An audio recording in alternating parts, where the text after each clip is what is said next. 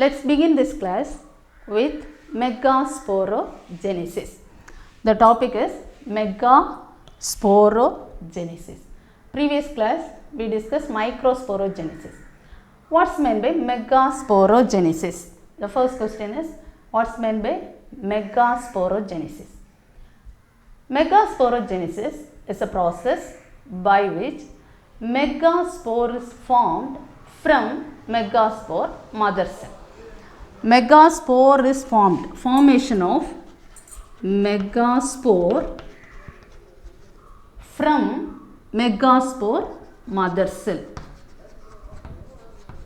This megaspore mother cell undergo meiotic division and it becomes megaspore. Let's see how this megaspore is formed. The development of ovule and the embryo sac. Here the question is development of ovule and the development of embryo sac. These two questions we are going to study in detail today.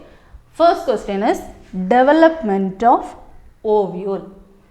As the ovule develops, here these are the diagrams which shows the development of ovule.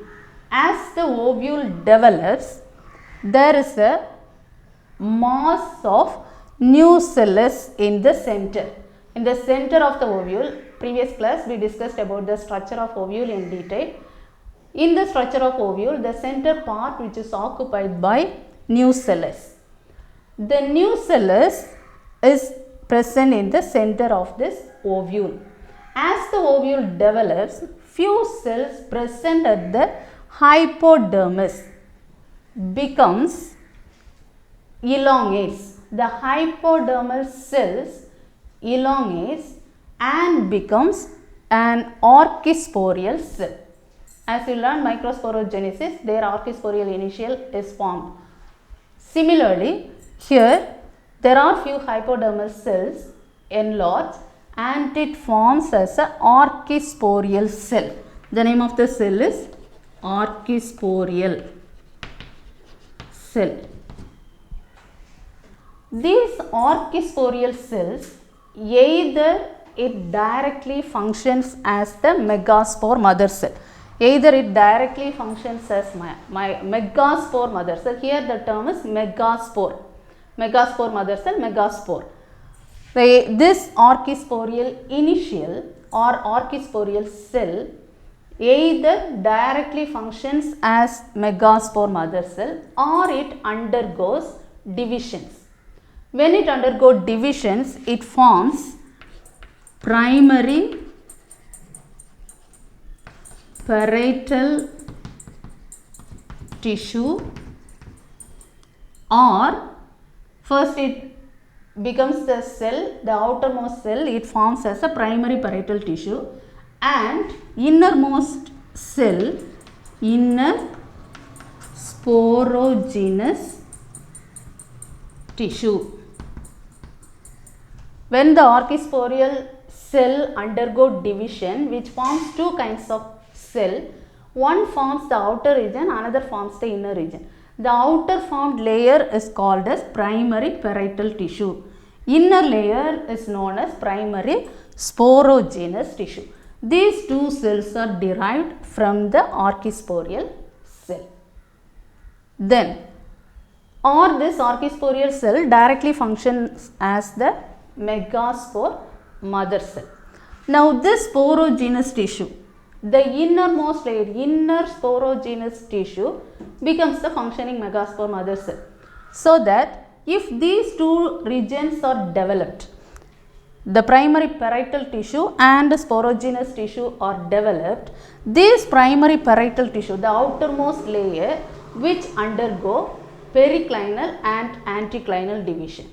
As we mentioned earlier, the periclinal division, the division is parallel to each other, parallel divisions towards the tissue, and anticlinal division, this type of division, anticlinal. So, it undergoes the primary parietal tissue which undergoes periclinal division or anticlinal division and embed this sporogenous tissue. Here if the archisporial cell directly functions as megaspore, there will not a division. If it is not directly becomes the megaspore mother cell, it undergo divisions and forms two kinds of tissue. They are primary parietal tissue and inner sporogenous tissue. When the division occurs, now this primary parietal tissue again undergo divisions, periclinal as well as anticlinal, and forms sporogenous tissue. It embeds the sporogenous tissue inner to the nucellus. So within the nucellus, this sporogenous tissue embed deeply when it divides, when the parietal cell, primary parietal cell divides. So when it divides, this embed the sporogenous tissue inner to the ovule, inner to the nucellus. Then this sporogenous tissue, so this sporogenous tissue becomes the megaspore mother cell. When it undergoes division, sporogenous tissue becomes the megaspore mother cell, or else archisporial cell directly functions as megaspore mother cell. Now this megaspore mother cell which undergo meiotic division, megaspore mother cell, the process is megasporogenesis. The name of the process is megasporogenesis. Process is named as megasporogenesis. How megasporogenesis forms? This megaspore mother cell undergo meiotic division. So this megaspore mother cell undergo division. What kind of division? Meiotic division, to form 4 different types of haploid megaspores. These all cells are haploid. N haploid megaspores are formed. How many haploid megaspores? There are 4 haploid megaspores are formed. These haploid megaspores are formed as a tetrad. There are 4 kinds of haploid cells formed. They are arranged as a linear order. This is the linear arrangement. All these cells are arranged linear. Among these 4, towards the Chala cell, here in this ovule, this is the micropylar end, these are the Chala cell end. Out of this 4, the Chala cell end of the megaspore is the functional megaspore, which is considered as functional megaspore. Remaining cells which degenerate, remaining nucleus degenerates. So it becomes the functional megaspore. Now from the megaspore mother cell, functional megaspore is formed. Based on the number of this megaspore involved for the development of embryo sac, there are 3 different types of ovule. They are monosporic, bisporic and tetrasporic. There are 3 different types: monosporic, bisporic and tetrasporic. This is the development of monosporic development of embryo sac.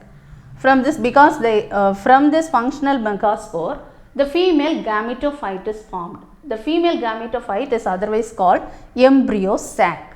Now development of embryo sac is the next process. Now functional megaspore, there are 3 different types: monosporic, bisporic, tetrasporic. If only one cell is involved for the development of embryo sac, here the Chala cell 1, if only one is functional, among these 4, other 3 will disintegrate. So the Chala cell end, the megaspore present towards the Chala cell end becomes the functional one, and this type of development is called as monosporic development. The example of monosporic development is polygonum. Polygonum is the example. One word question. Polygonum is the example of monosporic development of embryo sac. Then bisporic. Here this shows 2 nucleate stage. That is bisporic. Bi represent 2. Mono is single. Here the functional megaspore among this four is only one, so monosporic. If it is bisporic, among these four, two megaspores which becomes or which involved for the development of the embryo sac. For the development of the embryo sac, two are involved. If two nucleate is involved, it's considered as bisporic development or bisporic type. The example of bisporic is allium. Allium is the example of bisporic embryo sac development. Now, sometimes there are some species, all the four megaspores, here all these four megaspores are used or involved for the development of embryo sac. Here all the four are involved. Then it is called tetrasporic. So, 4 means it's tetrasporic development. The example is peperomia. Peperomia is the example of tetrasporic development of anther. So, this cell stage is called as 4 nucleate stage. Bisporic it's called as 2 nucleate stage. Tetrasporic is called as 4 nucleate stage. So, this is the development of ovule. So, when the development of ovule, now functional megaspore is formed. Now, next process is development of female gametophyte or development of embryo sac. Here we are going to study the example, the type of development is monosporic. Okay, we are going to concentrate the monosporic development of embryo sac. How the embryo sac forms? Now, the first cell of the female gametophyte is the functional megaspore. Now, this megaspore undergo this megaspore. Now, this megaspore undergo mitotic division. So, from the megaspore, embryo sac will develop. From the megaspore, what is developed? Embryo sac. The embryo sac is called as female gametophyte. So, female gametophyte, monosporic development of female gametophyte. Here, at first, there are mitotic division taking place in the megaspore and it forms 2 cells. So, it forms 2 cells at first. 2 cells are formed when it undergo division. Now, these 2 cells are elongate. These 2 cells are move towards the opposite poles. This is the micropylar region. This is the chalazial region. So, in the embryo sac, in the ovule, there are 2 regions. In the orthotropous ovule, this is the micropylar region. This is the chalazial region. So, in this micropylar region and chalazial region, these 2 cells are formed.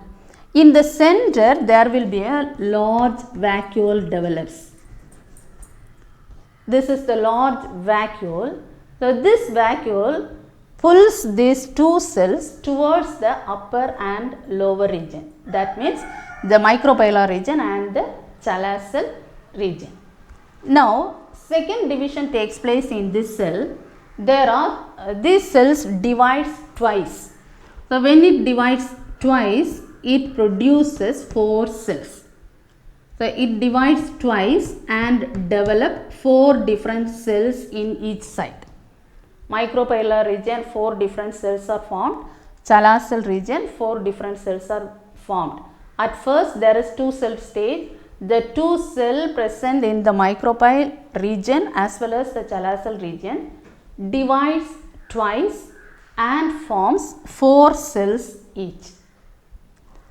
Out of these 4 cells, 3 becomes, among these 4, 3 cells forms as the egg apparatus. These 3 cells forms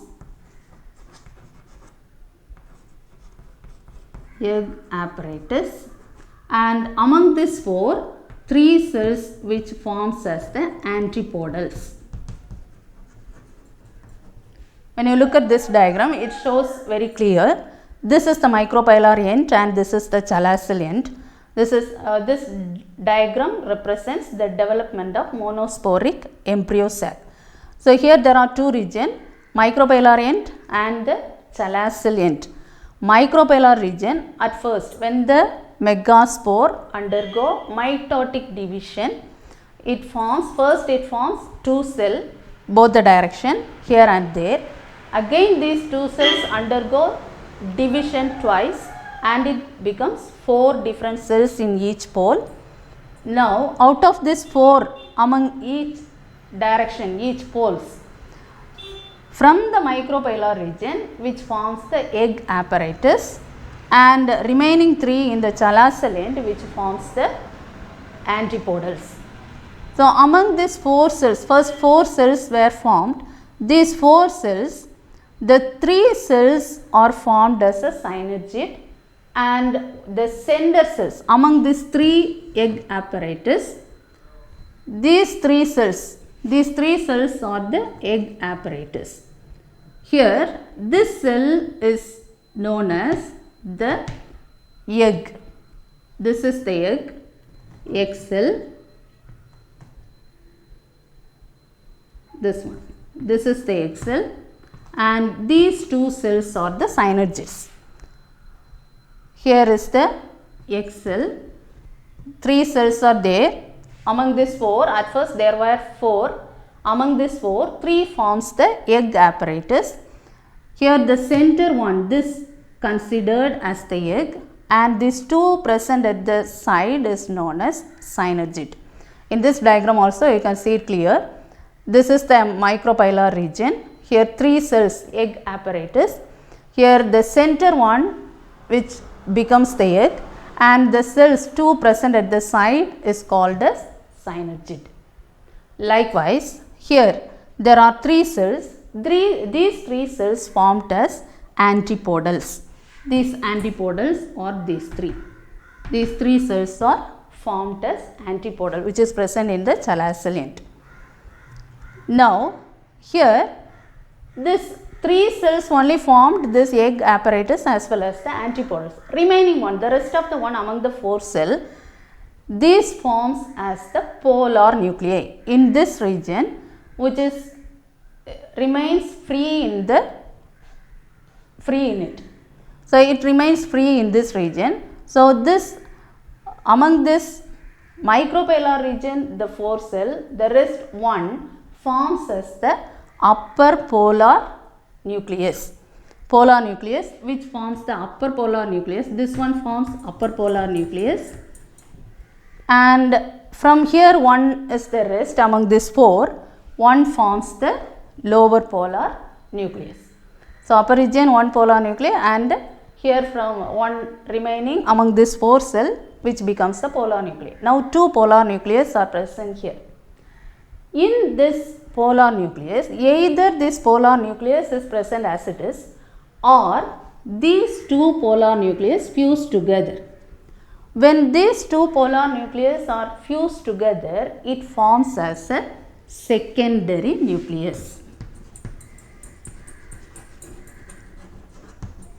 Secondary nucleus. So here it becomes the 2 polar nuclei. How it develops? The polar nucleus develops from these divisions.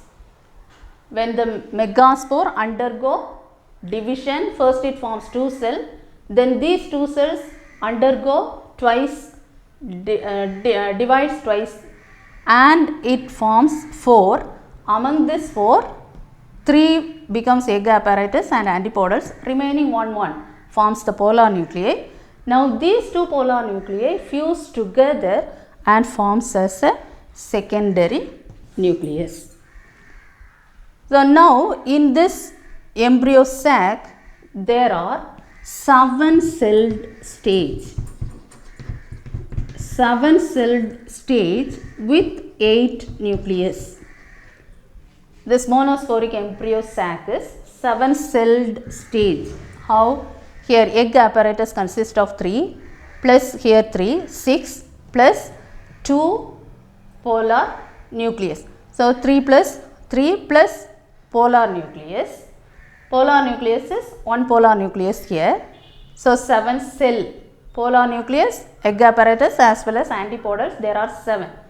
And if these two polar nuclei fuse together and form secondary nucleus, the secondary nucleus is considered as one cell. So 3 plus 3 plus 2 polar nuclei means it becomes 8 nuclei. When these two polar nuclei fuse together, it becomes one cell as a secondary. Now it is 7-celled stage. 7-cell stage with 8 nucleus. I hope you understand this clear. There are 7-celled stage with 8 nucleus. And there is, when you observe this diagram, here another apparatus is there, another structure is there, that is the filiform apparatus. Here there is a specialized tissue called as filiform apparatus. So this filiform apparatus helps the embryo sac for absorption, conduction as well as the nutrition from nucellus to the developing embryo sac. Now this is the developing embryo sac. When it develops, when the embryo sac develops, the nutrition is given through this filiform apparatus as well as it helps the pollen tube to reaches the egg. So these are the functions this filiform apparatus done. So in this way the monosporic embryo sac develops. Here the question is development, structure of embryo sac. This diagram is structure of embryo sac or the development of monosporic embryo sac. Finally, there is a 7-celled stage with 8 nucleus embryo sac will develop. From this development of ovule, from the ovule, finally embryo sac is formed. So today you learned there are 2 questions. First question is development of ovule. These all the diagrams represents the development of ovule, and this is the development of embryo sac. Development of ovule and development of embryo sac. Now next process is called as pollination. Now male gametophyte and female gametophyte is formed. This is the female gametophyte or embryo sac. Now this female gametophyte, after the formation of male and female gametophyte, there is a process called pollination. What is pollination? Transfer of pollen grain from anther to stigma. The process, and there are different types: self pollination, cross pollination, and it is followed by fertilization. So in the next class we are going to discuss the process of pollination. Pollination also is an important topic. Before enter to pollination, you learn these 2 questions are microsporogenesis as well as megasporogenesis. Before the next class, you learn these 2 questions and draw all these diagrams. Thank you.